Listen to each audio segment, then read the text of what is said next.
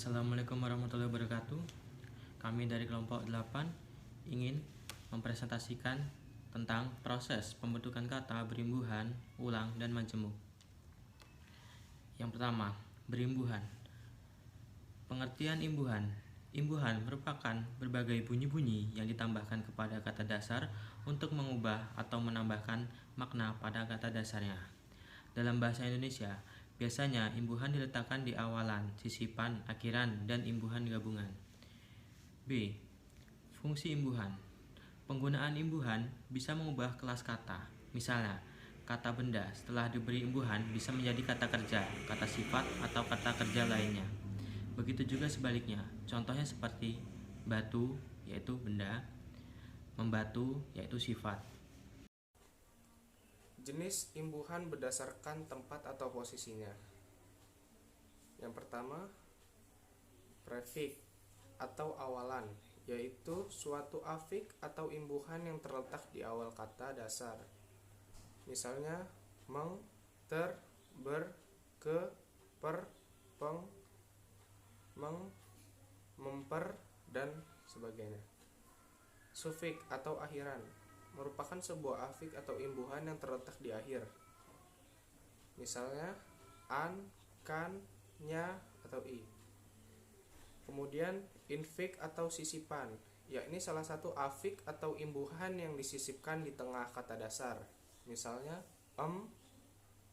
in, a.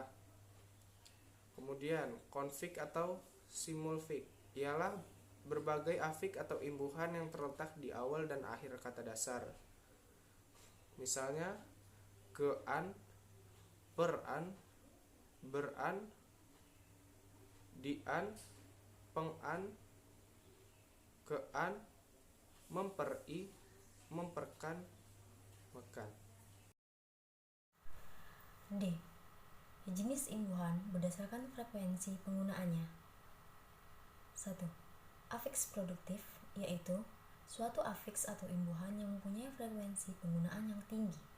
Contoh, se, ber, meng, peng, per, dan seterusnya. 2. Afiks tak produktif, yakni sebuah imbuhan atau afiks yang mempunyai frekuensi penggunaan rendah.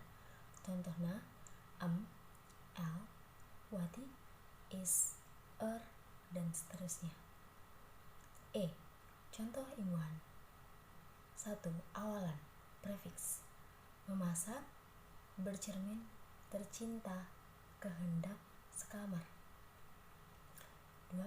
Imbuhan gabungan atau konfiks, berlarian, bersamaan, bersalaman, pemukiman, perasaan, perjuangan, persatuan, perdebatan, perbaiki, persamakan, persatukan, perluaskan, melewatkan, menuliskan. 3. Sisipan atau infiks, bulatkan, belikan, hargai, maknai, ukuran, makanan. Yang keempat, akhiran atau sufiks, siramkan, tunjukkan, belikan, selesaikan, bereskan, maknai, marahi, pukuli, beresi. 2. Pengulangan. Kata ulang adalah bentuk kata yang diperoleh melalui proses reduplikasi atau pengulangan baik secara keseluruhan, sebagian, maupun perubahan. Kata berulang atau reduplikasi adalah pengulangan suatu gramatik baik seluruhnya maupun sebagainya, baik dengan variasi fenom maupun tidak. Pengulangan dapat dilakukan terhadap kata dasar, kata berimbuhan, maupun kata gabung. Macam-macam kata ulang. 1. Kata ulang berdasarkan bentuk. A. Dwi purwa adalah kata ulang sebagian. Kata-kata jenis ini mengalami suatu perulangan dan sebagian katanya saja. Misalnya leluasa, sesaji, dedaunan, leluhur, perpohonan, dan lain sebagainya. Contoh, dedaunan itu gugur setiap musim semi. Mereka menaruh sesaji di depan patung untuk acara adat. Pepohonan di sekitar Bandar Lampung tumbang akibat badai topan. B. Dwi lingga ialah kata ulang menyeluruh. Kata ulang jenis yang satu ini ialah kata yang mengalami suatu pengulangan secara keseluruhan. Misalnya, yaitu bapak-bapak, anak-anak, laki-laki, buku-buku, dan lain sebagainya. Contoh, semua anak-anak kelas 1 SD senang ketika berenang. Pasangan suami istri mempunyai anak laki-laki. 2. Kata ulang berubah bunyi. Jenis kata ulang yang satu ini mengalami suatu perulangan disertai dengan suatu perubahan bunyi pada sebagian kata. Misalnya, teka-teki, mondar-mandir, gotong royong, sayur mayur, dan lain sebagainya.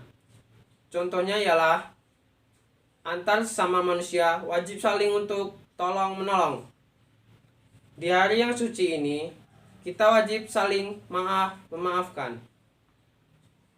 3. Kata ulang semua. Jenis kata ulang yang satu ini ialah kata yang mengalami suatu proses pengulangan seluruhnya tetapi tidak bisa dipisahkan. Misalnya, pada kupu-kupu, laba-laba, umang-umang, pura-pura, dan lain sebagainya. Contoh, Andi pura-pura pingsan ketika upacara bendera. Pada hari libur, Ani berlibur ke taman kupu-kupu. 3. Kata majemuk. Kata majemuk merupakan gabungan dua atau lebih morfem atau kata dasar yang mengandung satu makna atau pengertian baru. Kata-kata dalam kata majemuk tidak menonjolkan makna tiap kata, namun kelompok kata itu secara bersama-sama membentuk suatu arti atau makna yang baru. Kata majemuk memiliki ciri khas sebagai berikut. 1. Gabungan kata-kata tersebut membentuk suatu makna baru. Yang kedua, gabungan kata-kata tersebut keluar membentuk satu pusat yang fokus terhadap kesatuan gabungan kata itu, bukan dimaknai dengan masing-masing bagian yang membentuknya. Yang ketiga, gabungan kata-kata tersebut walaupun dipisah, maknanya tidak jauh berbeda dibandingkan ketika menjadi kata majemuk. Yang keempat, umumnya terdiri dari dua kata dasar tanpa imbuhan. Yang kelima, frekuensi atau keseringan pemakaiannya tinggi. Yang keenam, kebanyakan sifatnya endosentris, yaitu terbentuk menurut hukum diterangkan-menerangkan. Nah, terkadang dalam menganalisa sebuah gabungan kata, kita akan menyelidiki lebih lanjut apakah gabungan kata itu termasuk kata majemuk atau termasuk idiom atau frasa. Persamaan kata majemuk, idiom, dan frasa. Yang pertama, ketiganya berjumlah lebih dari satu kata atau lebih dari satu morfem. Yang kedua, dapat terbentuk dari gabungan kata benda ditambah kata sifat. Begitu sebaliknya. Yang ketiga, dapat terbentuk dari gabungan kata benda ditambah kata benda. Yang keempat, dapat terbentuk dari gabungan kata benda ditambah kata kerja. Yang kelima, dapat terbentuk dari gabungan kata bilangan ditambah kata benda. Yang keenam, dapat terbentuk dari gabungan kata kerja ditambah kata kerja. Yang ketujuh, dapat terbentuk dari gabungan kata sifat ditambah kata sifat.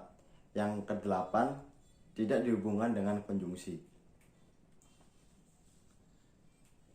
Perbedaan antara kata majemuk, idiom, dan frasa. A. Majemuk sebagai komposisi memiliki makna baru atau memiliki satu makna, tetapi maknanya masih dapat ditelusuri secara langsung dari kata-kata yang digabungkan. Contoh, kaki meja yang masih dapat ditelusuri dari makna kaki dan meja. B. Idiom memunculkan makna baru yang tidak dapat secara langsung ditelusuri dari kata-kata yang digabungkan. Contoh, kaki tangan yang tidak ada sangkut pautnya dengan kaki dan tangan. Yang C, frasa tidak memiliki makna baru, melainkan makna sintaktik atau makna gramatikal. Contoh, kaki nasir yang maknanya secara sintaktik atau gramatikal sesuai dengan kata, kaki, dan nasir. Demikianlah presentasi dari kelompok kami. Apabila terdapat kesalahan kata, kami mohon maaf yang sebesar-besarnya. Sekian, terima kasih.